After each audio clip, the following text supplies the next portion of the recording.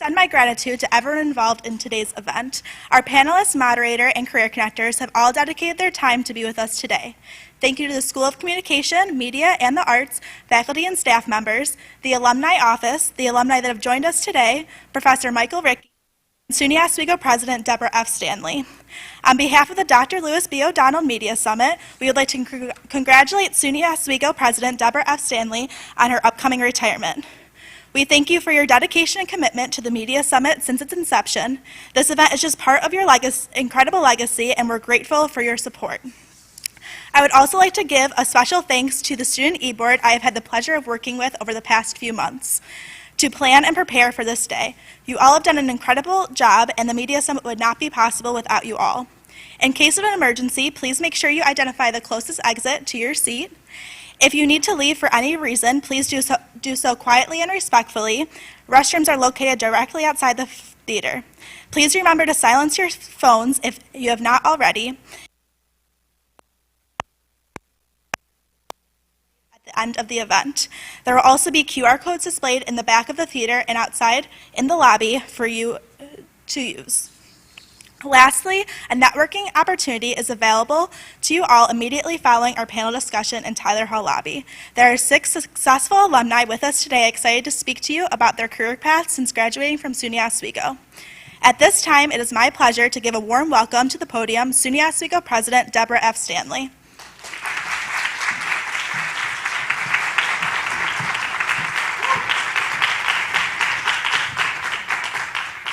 Thank you, Abby. I can get this off. It is my pleasure to welcome you to the Dr. Lewis B. O'Donnell Media Summit. Whether you're here in person or watching our live stream, you are in for a treat. For decades, television has comforted us, I know that, during hard times. It has served as an escape from life's challenges, giving viewers a chance to laugh, a chance to relate, a chance to be transported to a different time, a different place, a different reality, and how we've needed that over the course of the past 19 months. During the pandemic, it has been evident that television remains a mainstay in American society and culture. No matter where we're watching, when we're watching, or how we are watching. On this stage, and joining us remotely, are experts who know well the transition we've made as media consumers. We binge, we turn flops into unexpected hits. We watch on big screens and small, and we do it on our timeline. We're not entering a new era of television. The era is here. Over the next hour, our panel will sort out what it means for the industry and for you. Future content creators, we hope, decision makers, and the one term that includes all of us, consumers. Before I hand the stage over to our moderator today, I'd be remiss if I didn't thank the Media Summit's founder, Louis A. Borelli, Jr., a 1977 graduate of SUNY Oswego and a pioneer in the cable television industry. Lou wanted to find a way to honor his longtime Oswego professor, Louis O'Donnell, Doc, as he was fondly known to his students and faculty. He was a true mentor. He provided students with good advice as they made their way through college and into the creative world of broadcasting. Thanks to Lou's encouragement and support from another one of Doc's former students, SUNY Oswego alumnus Al Roker, the Media Summit now bears Dr. Louis B. O'Donnell's name. We are grateful for Lou and Al's commitment to the Media Summit. For 17 years, we've welcomed leading professionals to campus to tackle some of the most pressing issues facing the media industry, or media industries. Today, that tradition continues. An incredible group of distinguished professionals is here and eager to help us dive into the theme of this year's Media Summit. On demand, in demand, audiences and the future of video streaming. Aside from this panel's impressive professional experience, you've certainly heard some incredible life stories too. Stories that will help us understand what it takes to persevere and pursue one's passion. Moderating today is Justin Dobrow, SUNY Oswego's class of 2017. Justin is the supervisor of program operations at NBC Universal supporting Peacock. Justin has managed delivery for tens of thousands of assets for Peacock, including the full 17,000-hour WWE library, NBC Network hits, Peacock Originals, and the comedic hit, The Office. In his previous role at NBCU as Program Operations Manager, he worked with the launch team for Peacock, managing fulfillment for the streaming platform, which launched in July 2020.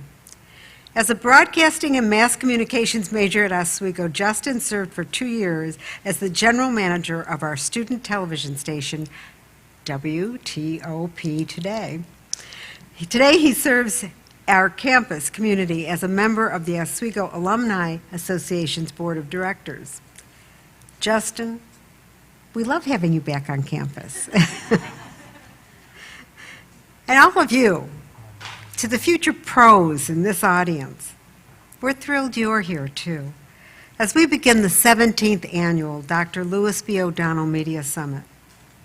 Justin, the floor is yours. Thank you, President Stanley.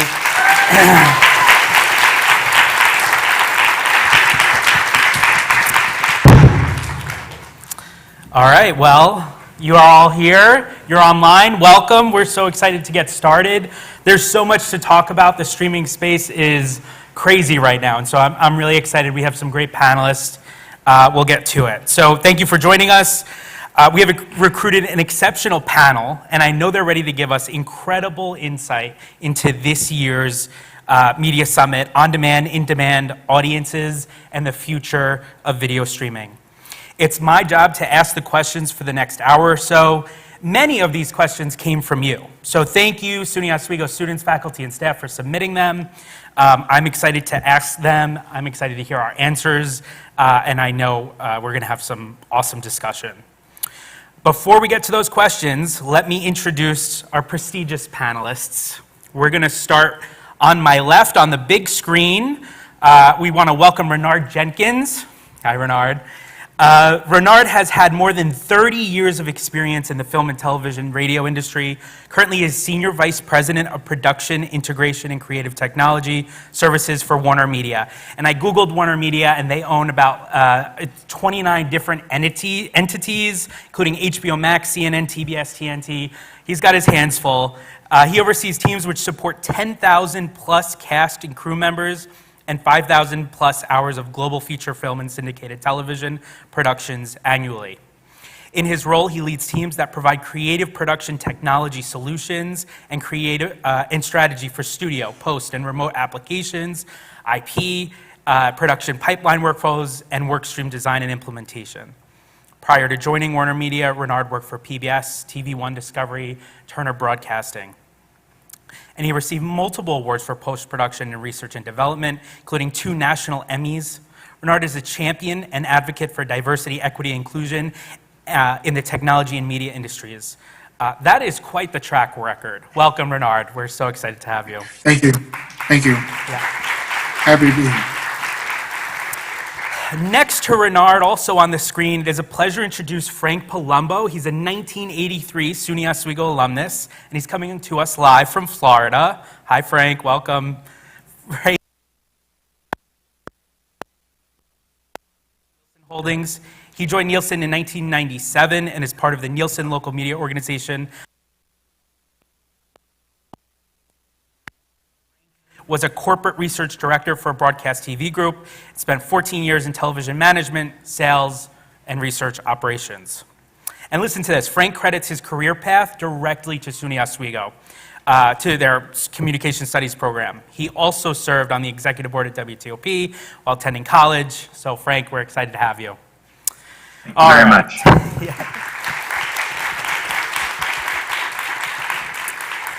And then joining us on stage is Jamie Dumo. Jamie is the Global Media and Entertainment Business Development Leader for Amazon Web Services. She possesses more than 20 years of experience within the media industry, leading transformations of post-production, metadata management, broadcast and distribution workflows. Her career included time with major content providers such as Warner Media, Comcast, and Viacom CBS's multiple platform distribution division. Jamie led the operational, technological, and overall business reinvention of their nonlinear workflows into the cloud. Jamie received her Bachelor's of Science in Telecommunications from the University of Florida. She's lived throughout the US, but she currently resides in the New York City area. Welcome, Jamie. All right. And lastly, it is our pleasure to have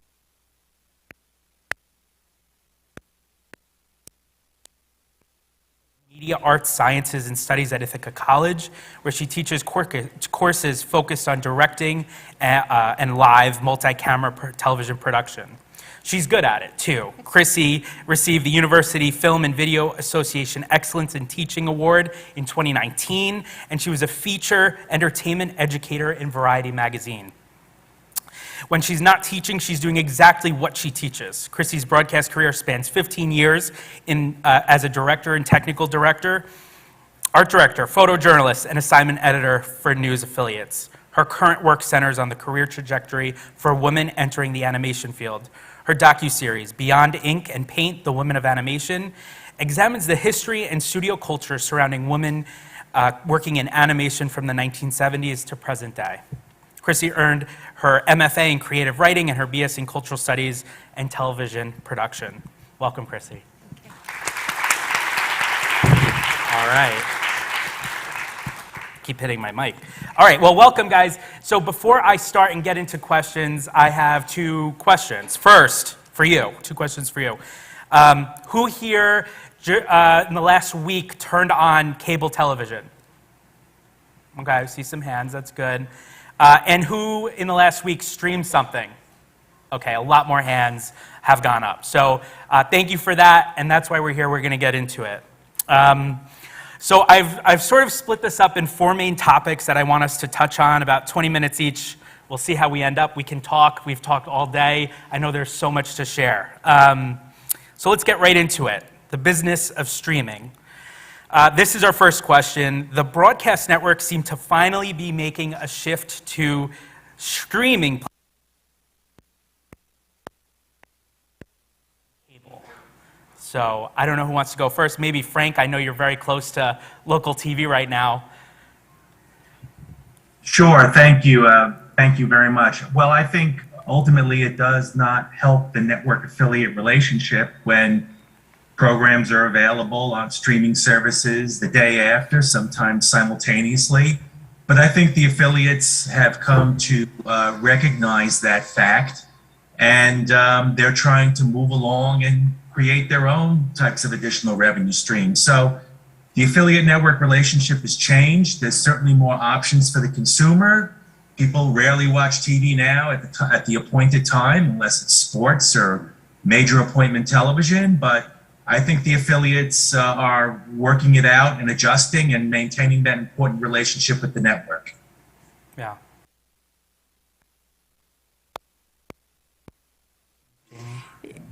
I wouldn't mind touching on the fact, which often comes up, which is like local news, and just the survivability, right, when it comes to streaming. From everything I've read and data points, it really looks like streaming will actually help enable local news more than if streaming didn't exist in the first place. Local news has always been constrained by the 24/7 time frame, right? You can't make up more time. And it's not like local news had that many slots during the day, right? So it actually provides more outlets, right, for content to be published to. And a lot of the work that I've been doing with my customers has been how do we harness data, how do we enrich data so that content becomes intelligent. So what does that mean? So that a journalist within local markets, they can put in their personas, their preferences and such, and actually instead of them having to spend so much time researching, like the content comes to them. So what does that mean? That gives them more opportunity to spend time on story augmentation and really creating like hyper local programming that you would not be able to get on any other of the broad streaming platforms. So I think that is actually a huge enabler over just a conventional broadcast method. Yeah. From my perspective in the live event area, you have your local news, but then you also have the specialty events that local news tends to cover in their communities, like parades or fairs or festivals and that kind of thing. I think streaming has really opened up their ability to do long platform coverage in those areas, very remote, and still be able to do like a very interactive, customer-based audience experience with that festival or with the different people that are attending, especially right now, given that we're coming out of a pandemic and some of these local markets are trying to figure out how they're going to still keep that community festival going or their farmers market or things like that.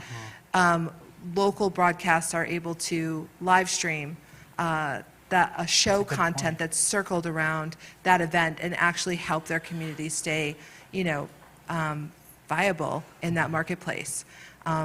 So I think that there's a lot of opportunities still that affiliates maybe are shifting to, and from the higher ed point of view for students, we're seeing more and more students, especially going into the journalism sphere, creating their own following on social media platforms, which then they bring that following to their local affiliate once they're hired. And so then they have the ability to then pitch wider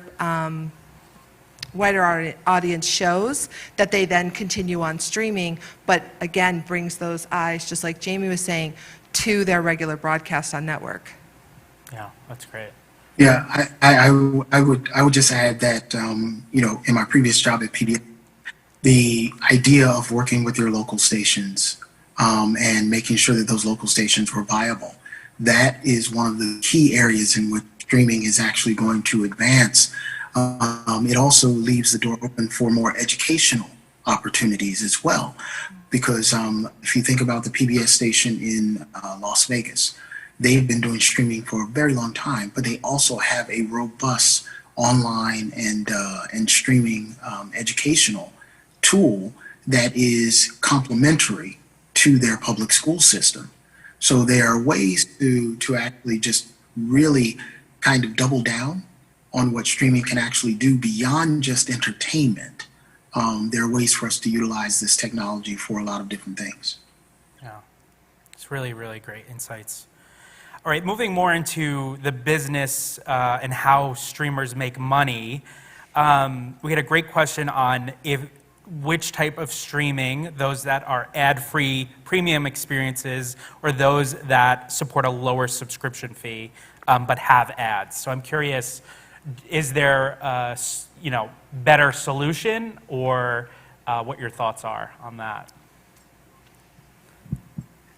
I'll take a hit on that. So I actually think it's neither of those. I think the true frictionless advantage, winner, winner's not even the right word, but would be AVOD. And you think of the fact when you look for like Pluto and those type of platforms, because there's a lot of content, not necessarily new, but there's a lot of content, there's a lot of variety, and it's just free.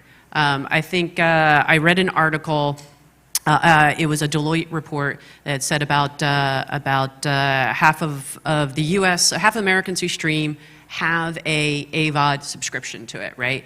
And it does not suffer the same level of potential subscriber churn that any other paid service has, because it's free, right? Why bother wasting the time to try to cancel it? Even if you binge watch the things you want, something else might pop up, and and content will always be the resonator to pull people to.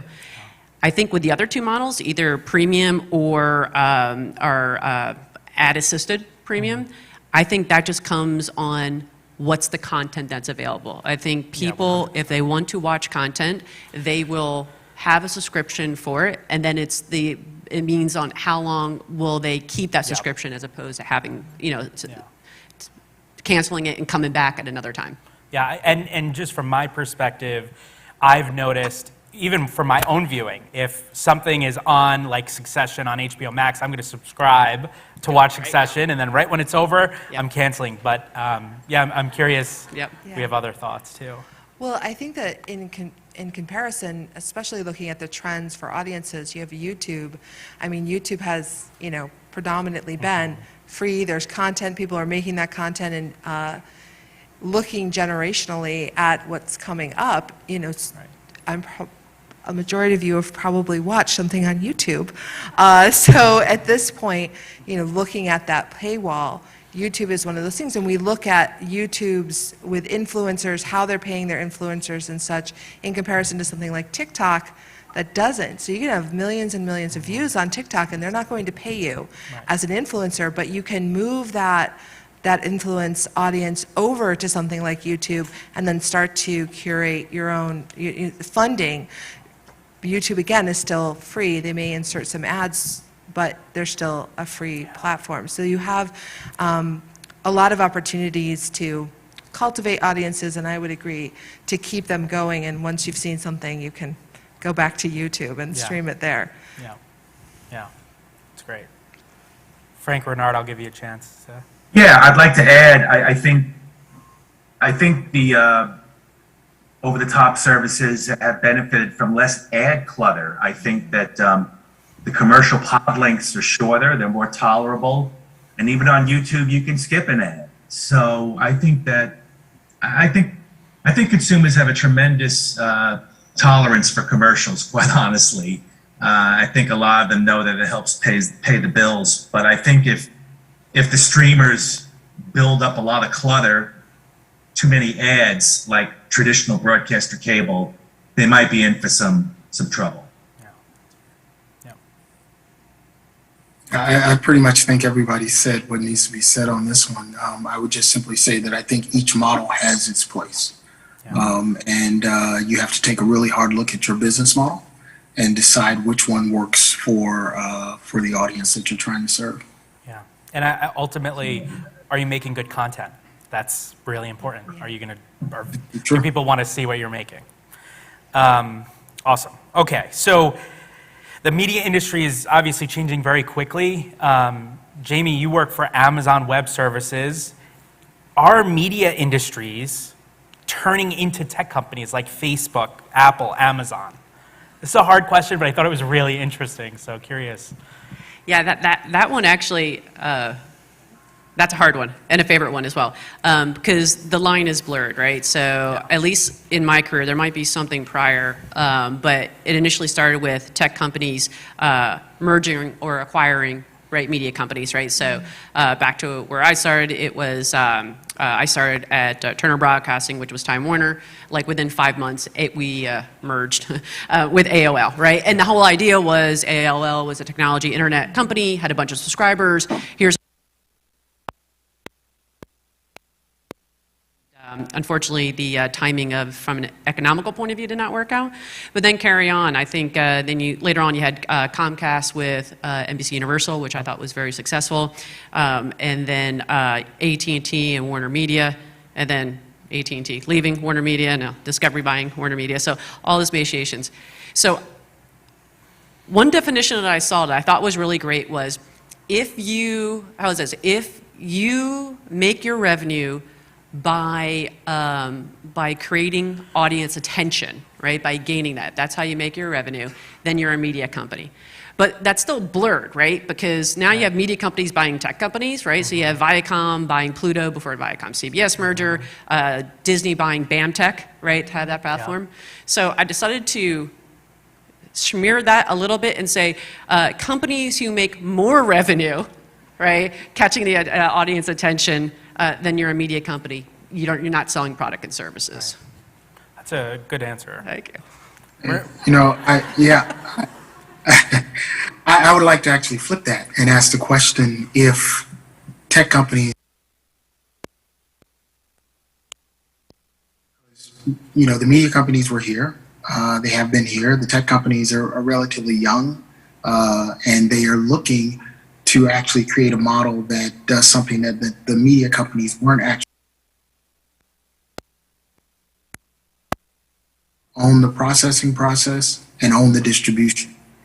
And when you look at something like the NBC Universal deal, and Comcast coming together, you've got creation, processing, and distribution all in one place.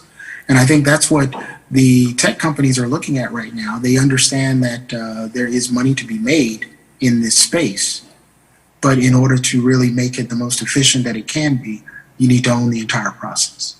And so I say that tech companies are becoming media companies, and those media companies that are not being bought by tech companies or merging with tech companies, they are looking at how can they increase their agility, which is a part of the whole tech infrastructure that makes it easier and faster to create good content and get it out there.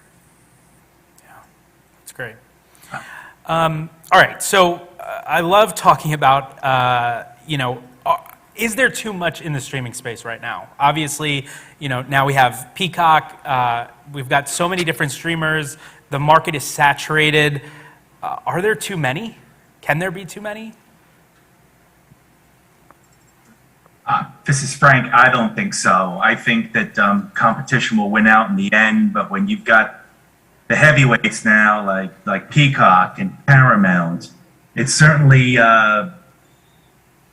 sends a message to the folks that were in the space earlier, like the Crackles or the Cheddars. And the Cheddar's owned by Altice, though, which is a big media company. So I don't think so. I find something new every night when I turn on my Roku TV. I'm still sifting through all the options, and I'm out of the demographic, but I don't think so. I say bring it on and let the strong survive. I'm interested to see how it ends up being. So you had a lot of the streaming services basically launch within probably the last 4 years or so, with many of them since 2019, two of them, at least with international reach and such, two of them during the pandemic, right? So there definitely is a lot of competition at this point, right? And there's probably is enough eyeballs, but what I'm curious is what happens, like the data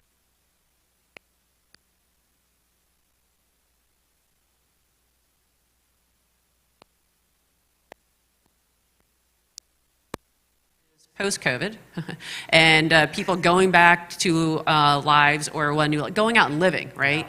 The content consumption is going to decrease, right? And so what I read, the average American right now has, I don't know how you have 2.5, it's an average, 2.5 to 3 streaming subscriptions, right?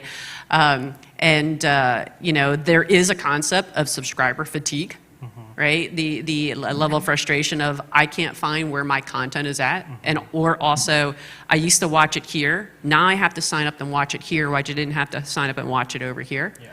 I think over time, I think to Frank's point, I think over time there will be the platforms that succeed, and I think the ones who don't, they will pivot to have a very aggressive, because they have content, a very aggressive B2B business model. Yeah. To allow them to focus and to increase their revenue that way. And I think also it's about how can we grow internationally, because there's a lot of streaming right now in America. How can we bring that overseas, and who has the infrastructure and bandwidth and ability to do that? It's definitely the largest markets. I mean, how many streaming platforms just over the past 9 months have launched in the Nordics? So you already have like the LATAMs and everything else, but now they're getting even more into the Nordics and into different segments of EMEA and heading into Asia. Yeah. So it's definitely expanding. Yeah, I think HBO Max just went to the Nordics. Yeah. Is that right, Renard? We launched in Madrid. We launched in Madrid this week. Wow. Yeah, congratulations. Yeah. Right. So when cable television came along, they started acquiring, you would get certain bundles, you get certain packages. Eventually, at least that's what I see, is that there will be some kind of bundling service. Disney's doing that somewhat with Hulu and ESPN. There will be bigger and bigger bundles and ways in which for people to have one subscription that gets them all the platforms that they want to watch, very much like we have with cable. Yeah. What's funny about what you just said, Chrissy, is that a few years ago, we were all clamoring for a la carte. We wanted to get away from the cable bundles. You know, it was sort of like, why do I have to have 90 channels when I only want to watch 5 or 6 of them? And now we have sort of this giant menu in front of us, and we're all doing exactly what you said. We're clamoring, can somebody make this simpler for us? Yeah. It's quite funny the way we work as human beings, you know. It's easier for the young folks. I mean, they seem to know what they're doing with the navigation, but I'm getting better at it. But you're right. Good point. Absolutely. Awesome. All right, and now I want to move us into a little bit of like audiences and ratings. Frank, probably you're gonna love this. But let's start with like live events, like award shows, and even some sporting events. They've struggled with ratings as of late. Even when the event is available via streaming platforms, why is it such a struggle to get audiences to tune in live now? Chrissy, maybe you want to jump No, in. that is because you can watch it later. Yeah. I mean, Yeah, it's true. and I think that that's, you know, culturally we've become, it's kind of, as everyone is, you know, growing up in this, in the way in which we consume media, we just, you know, it brought up YouTube because the way in which I consume media is much different than my children. Yeah. You know, my son can be on YouTube and Twitch watching people play video games, and I'm like, why are you watching other people play the game? But we do that with sports. Yeah. So I don't know why I asked that question Good of him. point. So I think that that's, you know, the esports sector is a growing trend, and I think that that's something that, you know, we need to touch upon at some point. But to say, I think it's very much about when it's convenient and what you want to, was it a good match? You know, I mean, people are starting to look at their time, and because we have this ability to watch things on demand, people are really looking at how long can I dedicate to this one thing. Right. And I think, yeah, we see the impatience with just even waiting till the next Friday for Ted Lasso. Yeah. And like, you know, that's I do love Ted that's a Lasso. big push. You gotta wait a whole week. Yeah. So I think Barbaric. it is. I would have thought that you would have to be in a seat at a certain time during the week to see a show, and if you missed it, you're out of luck. So I think it's very much going to be whatever the generation does with the way in which they want to consume media. And what we're seeing is their decision of, I don't need to see the game live. Right. Yeah, and it's interesting too, just speaking like shows like Ted Lasso, that's actually, I think, how we're retaining subscription fees by spreading out, going back to that weekly dedicated time. This is when your show releases. So it's just fascinating. Did anybody else want to speak on this? Yeah, I'd just like to say that sports is back in a big way. The NFL ratings are certainly up. Maybe that had something to do with folks not in the stands, but there seems to be a lot of excitement currently around the return of sports. Some college football events in smaller markets or local markets. So that live appointment television is still alive. You know, the awards are kind of different. I mean, maybe you can blame the Academy Awards on the fact that the people weren't in the movie theaters, but the award shows do continue to decline. But sports and certain primetime programs like This Is Us, 60 Minutes, believe it or not. So there's still an appetite for appointment television, although it's not the way it was 10, 15 years ago. Yeah. I think. No, just to- I also think about, I was going to say, I also think about, you know, sort of special events and special streaming events. You know, and what comes to mind right now is Versus, you know, where you have artists from different decades coming together to kind of either play live their, you know, their hits and go head to head against someone who was, you know, challenging them on the charts at the time when they were popular. Everybody wants to watch that live. They don't want to watch it, you know, after it's happened, because they all want to comment on it during the actual event. So I think when you kind of tap into that recipe of creating something that requires interactivity from your audience, you can get that live feel back, or get people sort of anticipating being a part of a live event. But I think, again, Chrissy hit it on the head when she said, look, you can watch it at another time. And that really drives a lot of the decision making. Just to add to that, I think it's also the personal connection, right? It's the why you want to watch it.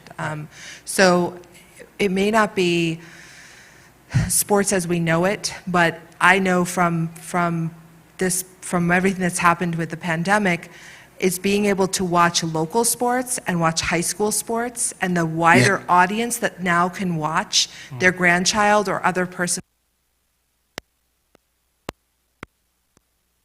Because now everyone's streaming the local, volleyball, track, like every sport is being covered in that way, where before we didn't have the infrastructure to do that. People weren't thinking in terms of streaming every single high school or middle school game, or even, Pee-wee division.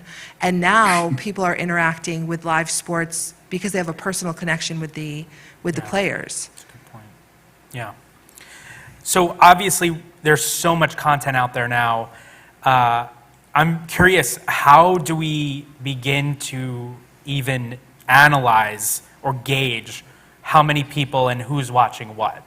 Frank, maybe we'll start with you on that. Yeah, I'm going with Frank.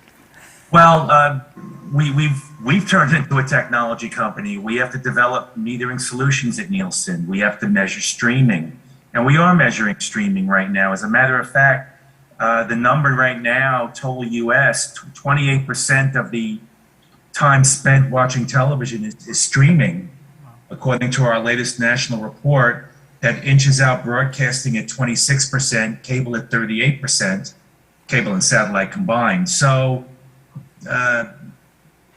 we're measuring it, although we can't measure everybody. You have to approach Nielsen, and there's technology involved, there's software development kits, and we have to develop metering technologies. So we're doing our best, but things are happening rapidly, and we have to react to that change. And the industry is also reacting to that change as far as trying to develop their own systems as well.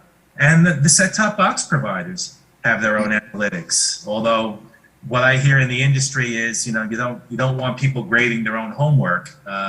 So since we are a college here, that's why we try and be the independent arbiter here of audience. But there are challenges, obviously. Netflix release,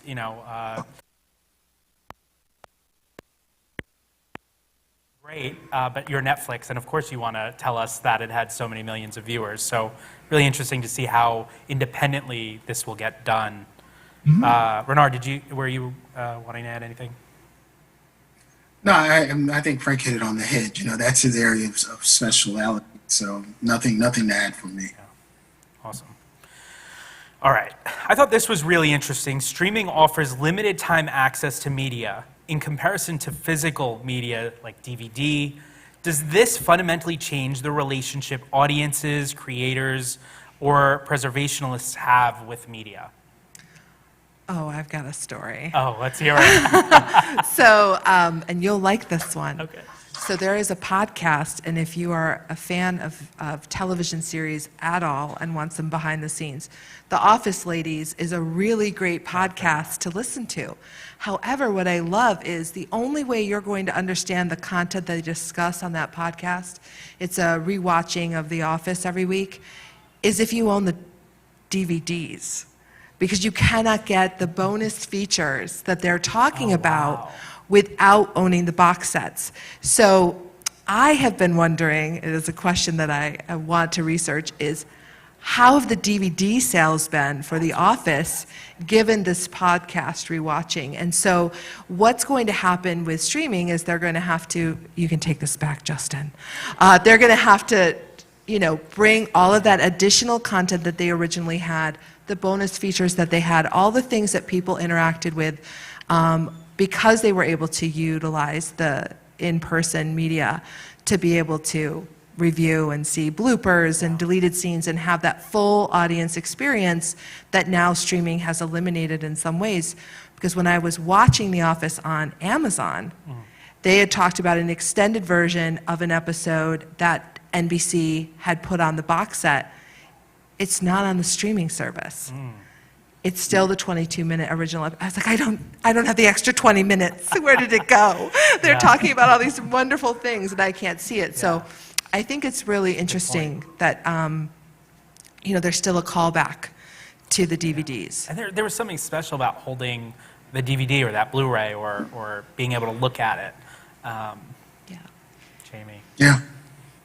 I was Yeah, always one who never rented, so I'm like or who only ever rented, so I'm like the most horrible audience with it. And I think I do still own 3 DVDs. I have absolutely nothing to play it on, any form or fashion. But if possible, I'd like to hit on the preservation aspect of things.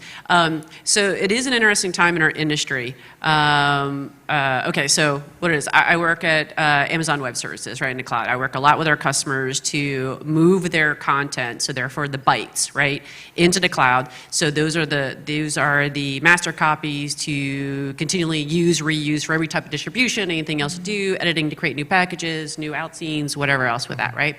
And as well as a keep for DR preservation. But customers are still printing that back onto LTOs and then putting into salt mines for long-term preservation. It's another DR scenario, right?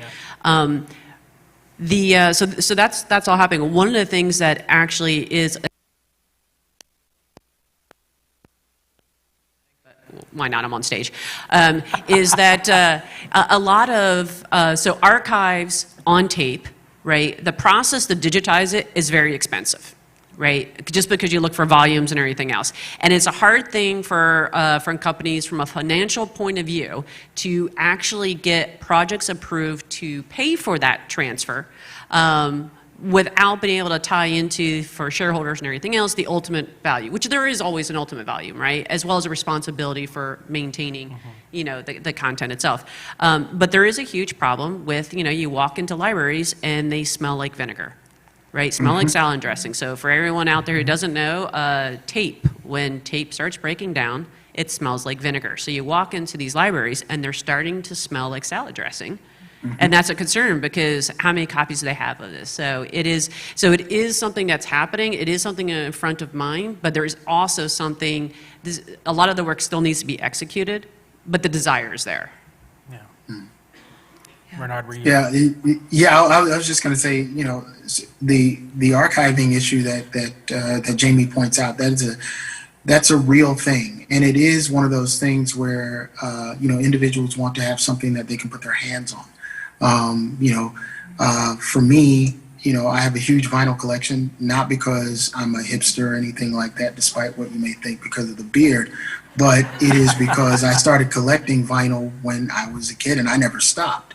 So, I am that DVD person that Jamie is the opposite of. I am that person that still has a large DVD collection because when I want to see it, I want to see it. And I don't want to pay $3.99 sometimes because it's not necessarily on any of the streaming platforms. But do I still buy them? To be honest, no, I don't. The collection stands where it stopped about 2 or 3 years ago. I think that another thing that Chrissy brought up was, beyond just having that extra bonus footage, sometimes you just want to read the liner notes. You just want to get back to the art form that was album art and things of that nature. So when I think about all of these streaming applications, all of these options that are out for you, I think it's great because I can take it with me everywhere. I'm not going to be carrying around a turntable, with me everywhere. But I can take the media with me everywhere as I stream it. And I think that is probably one of the big points that will continue to make streaming more and more viable over time. Yeah. And I do have to agree with Renard.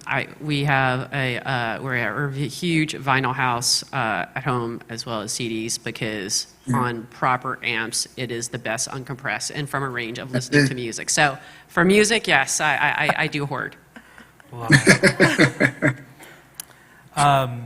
Have we as consumers lost the ability to have that water cooler moment at work or at school after that live show comes on, it aired, let's say it's This Is Us or something, and then talk about it the next day? Is that going away?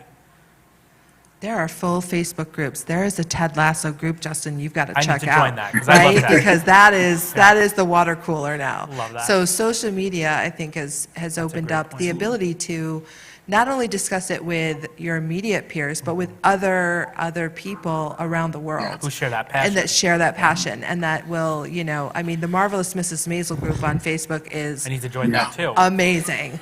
So. I have a lot of groups to join. So I think that there's just a new water cooler. Yeah, that's It's a a, great point. it's a home. I me, was it's, totally disappointed by the end of Mrs. Maisel. So they got to hurry up and bring that. For Seriously? me, it's the Bold and the Beautiful group on Facebook, believe it or not, yes. I think it's gone. I think the water cooler has gone over to the internet. I think it's alive and well. I recently watched the Cobra Kai recently. Okay. And you go to Instagram and you start following these folks, they have 1 million followers. So that's a hit in my book. So there's other ways I think the water cooler has been dispersed. Yeah, It's still I agree. Yeah. Frank. It has. It's been dispersed, and I can tell you that it does drive you sometimes to actually say, okay, I'm going to watch this particular episode when it actually airs, because you don't want to go on social media and then get a bunch of spoilers. Yep. So Yes. you try and once again watch it when it happens. I know for Game of Thrones it was like, okay, be in front of your device on Sunday night so that you can get in the conversation. Yeah. I think you're exactly right. I think the water cooler has moved, and I think that it's also become a little bit more interactive so that it's not necessarily after the event, but it's during the event. Yeah. Yeah. And probably also in absolute agreement with what everyone is saying, the water cooler has turned into multiple water bottles, right? Because let's say, when I was younger, right, I'm going to say this was when Fox was finally a full-time network, right? There was 4 networks, which means on any given night, then they own prime time.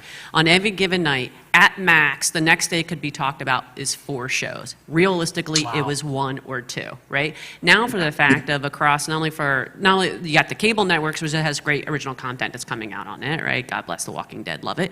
As well as those things from original and from streaming. It's definitely, there's conversations are happening in different forms in smaller, more niche groups. Yeah. Yeah. Yeah, that's great. And I remember, just to Renard's point, the biggest thing I remember is Game of Thrones. Everybody was like, don't put any spoilers on social media. I can't go on social media. Yeah. I have to watch it immediately. So it's really interesting. I think, too, also the folks that you're around, or whether you're in your office or in school, like there's certain shows that they'll watch. And then that'll encourage you, okay, I have to watch this so we can talk about it tomorrow when I see them. So I think it's still, in some ways, it exists. It's just different, like you said, on social media. So really interesting. All right, I love this question. Most of the folks in this room were born around the year 2000. The way we consume media, some of you not, so. The way, though, that we consume media has changed in our lifetimes already. It's changed in the 5-6 years I've been in the market. What do you predict television consumption will look like 20 years from now? Is that even possible? Probably not, but let's see. What do you guys think? Well, and I think Jamie can talk about this, but from my perspective in the looking at the cloud productions, I mean, the ability for audiences to have a unique audience experience is coming in such a fast rate that I think that the way in which, I think about the way in which I consumed media was very much the 4 networks. It was a flat screen in the middle of the living room at a certain time once a week. And now it is on demand, it's when you want it, it's different platforms, you can see it on multiple different screens, and you can have these things, these interactions with, like, Shonda Rhimes is really good at tweeting during any of her shows or any of her properties when they're going out. So you have these just different ways of consuming media, and I think that this is going to get even more customizable so that an audience member watching something can actually almost design the way in which they experience that entire show or event. I would just like to add that we're not done innovating, and probably the students who are attending today are the future innovators, the future disruptors. I don't know what the next big thing is, but I think we could all agree we're not going to stop where we are right now. Yeah. And I guess also comes down to what's the definition of when we say, what does television look like in 20 years? Right. So if we just, I mean, television, even for, so are we talking about the business model for satellite microwave distribution? Are we talking, right? If you look at, if we classify television just as another endpoint, doesn't really matter, then it ends up being a part of a collection, to Chrissy's point, of having a personal. Simply say that 3D will come back because it comes back every 20 years. So, you know, they try it every 20 years, so it'll be back. I do believe that interactivity, whether it is in augmented reality or whether it is virtual reality, I do think that that's going to gain speed. I think, I don't know the proper term, maybe technical folks can correct me, but I know the broadcasters are making some potentially big bets on is it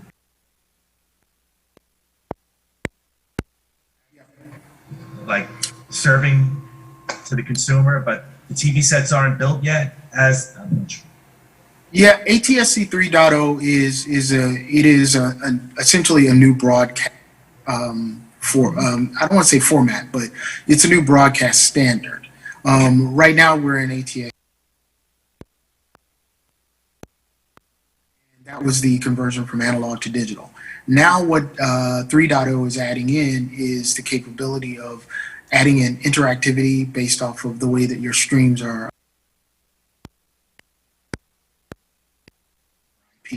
So that is sort of it's not the future, it's actually happening now. And the U.S. and I know Jamaica has just joined on as well as another 3.0 country. The capabilities there mimic a lot of what we are looking at with streaming devices and the ability to carry metadata to actually trigger other things or to be able to add in interactivity and things of that nature. So it will play a part in the future of broadcast. The question remains, because with the analog to digital,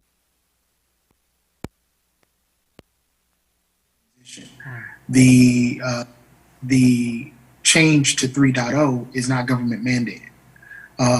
So while there are tools to allow for it to actually work within your home, you know, unless manufacturers or vendors actually see that there is a you know, a financial reason to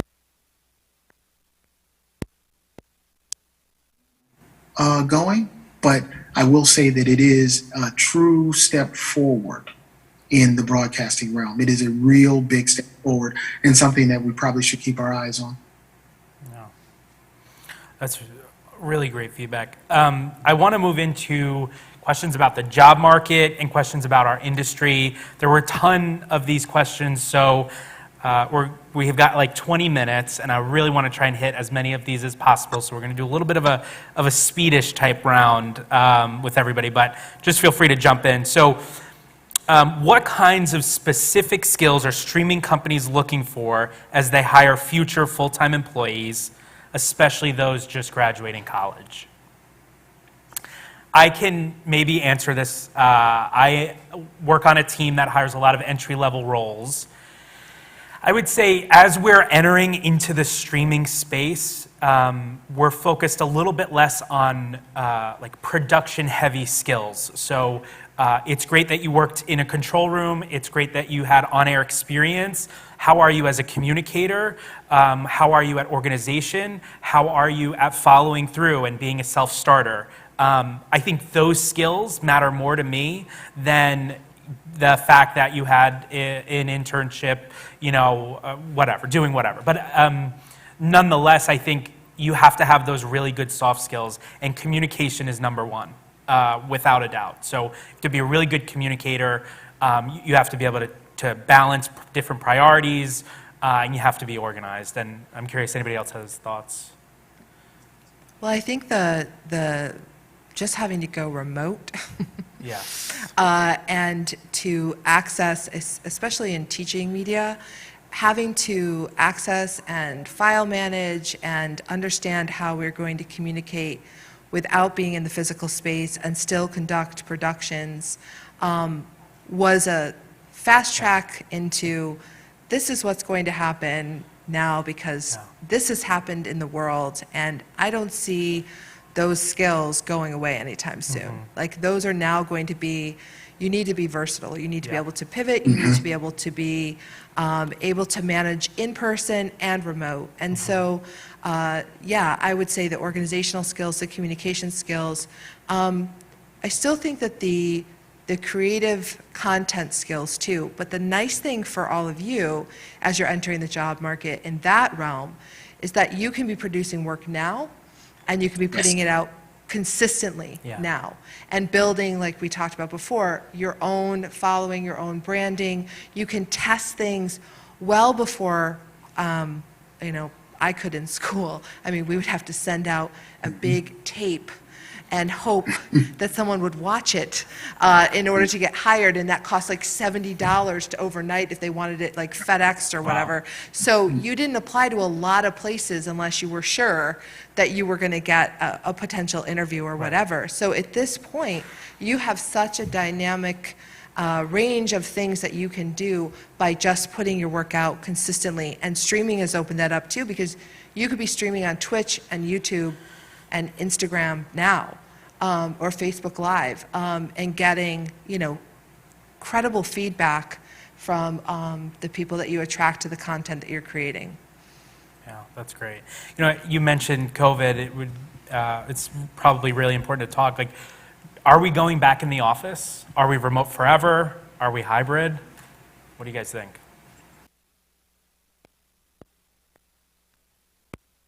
Even now, I'm going in once a week into the office. It's not mandatory yet. They say in January. But I think there is something to say about being in person and that interpersonal communication and understanding body language and being in a meeting with people and being able to just whiteboard together. The internet's great. It's done fantastic things. Zoom is fantastic in some ways. But I think just that face-to-face communication. I think it's balance. I mean, one of the things I talked to a few folks today about this. I've been, for the most part, a remote employee who traveled, right, all the time for work for way too many years. So from a lockdown point of view, that really didn't affect. But one of the things, though, that's just really hard, especially from a technology point of view, anything from engineering related, no, that's not true. It could be for any business project or anything else, but to be able to have everyone to go in a room for a one-day brainstorming session, whiteboard, put it all out and everything else, because you can do the rest of that remote. All right, I have my follow-ups, these are the things I own, these are the things that you own, we'll put it against this timeline, we execute accordingly, right? But that initial brainstorming aspect of it, because it's a feeding of energy, and you can't get that from a rendered frame. Yeah, that is, you hit it on the head, Jen. It really is.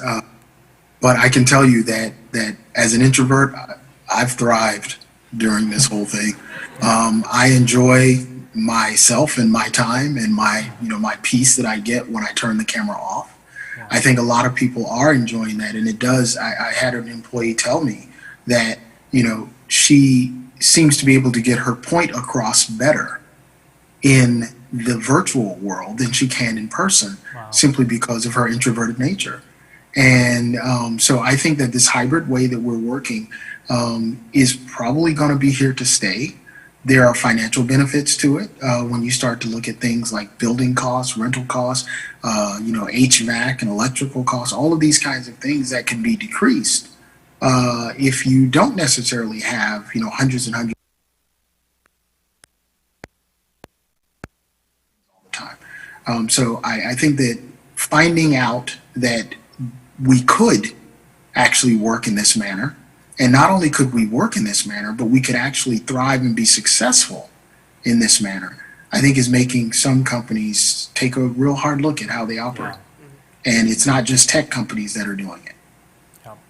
I'd just like to add that Nielsen, we've been working from home for years, some of us, because we do travel a lot to see our clients.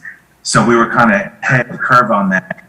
So I just think when you go back in, and for the folks entering the job market, it may be a different type of work environment. Just be cognizant of the people around you, the respect you have to show people. Some people may want some space. Some people might be masked up, depending on what the COVID situation is. So my advice to the students would be a little nuanced. I know in the office, that's a crazy show. They act wild and crazy in that one. I'm not sure if that's the approach, but just to know your awareness, know your surroundings when you do go back into that environment, because you really do have to be sensitive to the folks around you. Yeah, interesting point too is we actually hired folks on my team that have never been in an office. They graduated, they went into a role, they have never seen the office, they don't have a badge, and that is just crazy for me to think about. And I think in many ways they want to go back just to experience it and see it sometimes in a hybrid fashion. So. A lot of students here are studying broadcasting or cinema because they imagine themselves making content or being on air. But what are some of the jobs that are out there that are not making the content or being on air? And how do folks find out more about those jobs? Production account. You know, a lot of people forget that there has to be someone that's paying attention to the bottom line and paying attention to how all of these things are being done. I think you know, that's an area that you don't have enough people looking at, but it is a great entryway into this business, and you don't have to be an accountant to do it. You know, that's one of those things that I think is great. You know, and then you kind of get on the technology side of things, and you can start to look at, you know, individuals who may want to be a cinematographer, but there's a photographer to start out. You know, there's plenty of avenues to get into this business. It's whether or not you want to make the sacrifices that are needed to do it. Not all of them are high paying, not all of them are glamorous, but if you're willing to get your foot in the door that way and you're willing to show what you can do, you can advance as far as you care to go. And I'll just make the point, there are roles where you're not working in a control room, you're not producing, you're not on air, like operations roles where it's getting the content where it needs to go. You need to QC content, make sure it looks right. You need to prep the content, get it into spec. There are roles, you know, that Jamie works in, distribution and making sure content is on the app, or troubleshooting incidents or issues when it's not, or just sort of monitoring. So there's a lot of operations roles to support what media and technology is doing. So, you know, and I would just, part of this question was, how do you learn about them? You know, I think on all of the careers websites, check out what the operations, the technology roles are, or any roles that aren't just control room or producing, especially as you go. Yeah. One of the things I mentioned in an earlier session is that a lot of, and this was, you know, pre the pandemic, but the digital content producer is alive and well in the internships that you can obtain, and a lot of times the digital content producer will then move into a one-person band position where they're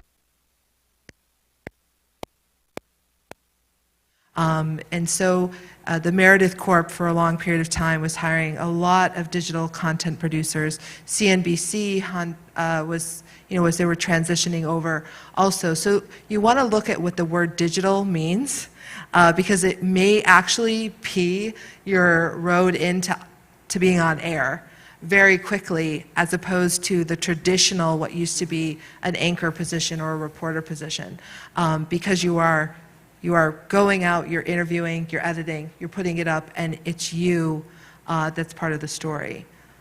And I'd also add, I wouldn't be concerned if you took a different role and you're afraid you'll never get back on track. There's no tracks anymore, right? Yeah. It is literally a neural network of roles, right? And so if you go into one, because you might just want to try it out. I mean, I went to what I thought I wanted to do. I got the job, and I realized, yeah, I don't really like it. And, you know, so it spawned to others and others. So when it comes to the fact, if you know this is the industry you want to be in, right? I don't think there is a wrong role. Yeah. Get in there, get your foot in the door and everything else, and then you'll be able to traverse any path to get to, or at least even to try. So even before you commit, you go like, is it, nah, I kind of saw that, don't know, or yeah, this really resonates. And it's just as important to identify something you don't like to do, just as much as it is to find something you do like to do. If you don't like to do it, great, you marked it off, move on, find the next thing, go for it, see if it works.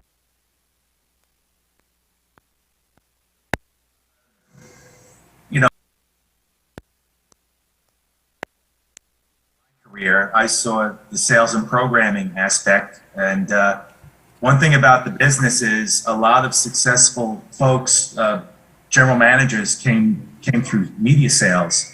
And so once you're at the top of the heap and you're that general manager or running things, you can be as creative as you want to be. So it's a little bit of a bypass, but if you really do love production and news and want to go that path, then go for it. Yeah.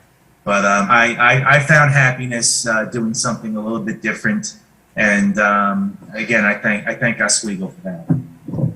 Yeah, and I'll just also say, if you do want to be somebody who's creating media, now is the time to do it. There are so many, obviously, streaming platforms, so many ways to consume it, YouTube, whatever it is.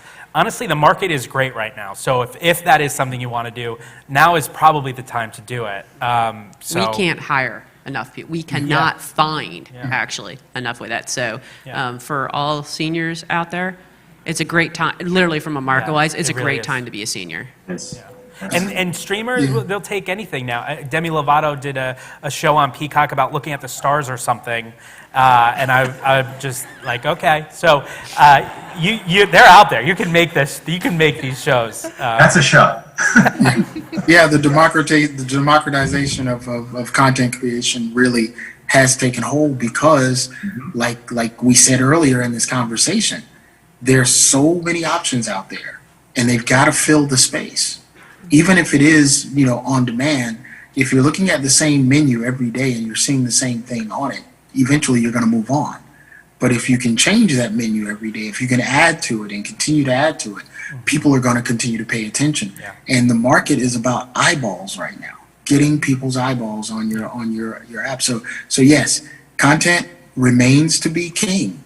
But I still believe the quote that said, distribution is queen and she wears the pants, is where you see companies like AWS and some of these others who distribute, Warner Media included, who distribute their content. That's where you see them really doubling down. Yeah. All right, we're going to close with this question. What characteristics help someone climb the ladder in a media company? So what are the things you look for? Be kind. Be kind. Humility and curiosity. Yeah. Renard or Frank, do you have any? I would say try and get along with people, be diplomatic, be nuanced, don't overplay your hand. Yeah.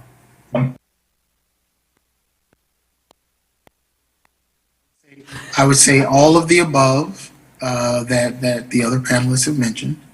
And I would add patience and integrity. Yeah. And I would just say, being in the industry for the past, 5 or 6 years now, I've learned, you have to be a good communicator. You have to be humble. If you work on a team that's done something, shout out your team because they're just as important, if not more important than you are. And have passion, because if you don't really have the passion, it's going to be really hard to do the work. So I'd say those 3 things.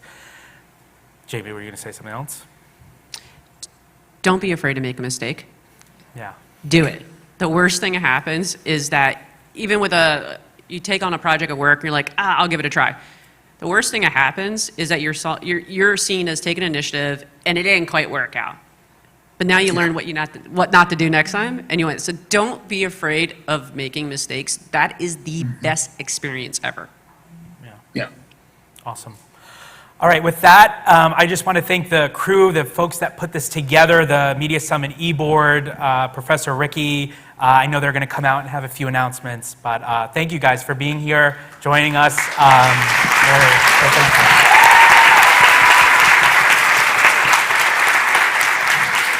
Thank you, Justin. Thank you, Jamie. Thank you, Chrissy, Renard, and Frank. They've disappeared on me, but that's cool. What you just saw up there on the screen before everyone takes off, I should say right now, Career Connectors, if you want to start moving outside so you can take your posts, we have a great networking event after this with 6 SUNY Oswego alumni, all recent alumni working in different sectors of the media industry. So you'll want to stop by and chat with them. We're super proud of this group. They're incredible and they're making us proud. In Tyler Lobby, I should step into my light. There we go. So there will be out there right as you leave. This URL, tinyurl.com/mediasummit21, will take you to a survey to help us out, to give us some feedback on how we did and perhaps what you'd like to see next year. If you'd like to join the student committee that helps with this, have you, primarily because everyone on the committee this year, with one exception, is a senior. So lots of opportunity for leadership if you're interested.